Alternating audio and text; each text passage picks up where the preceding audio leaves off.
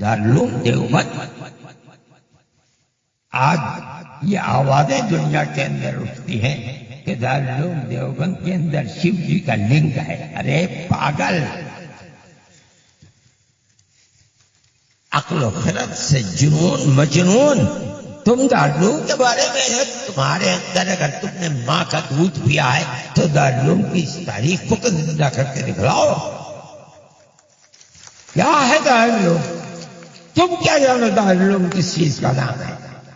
اگر دارالعلوم نہ ہوتا تو ملک کی آزادی کے اندر روڑے پڑ جاتے.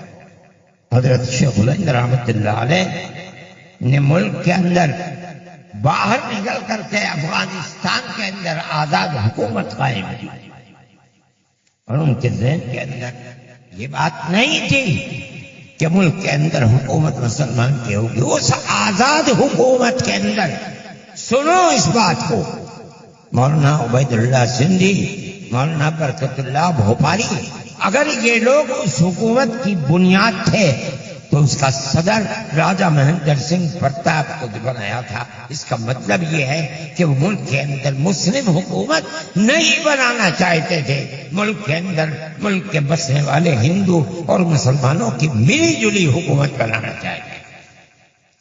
انہوں نے جس سیکولرزم کے خواب کو دیکھا تھا، آج ملک کے اندر فرقہ پرست طاقتیں سیکولرزم کے لفظ کو ملک کے دستور سے نکال کر پھینک رکھا ہے.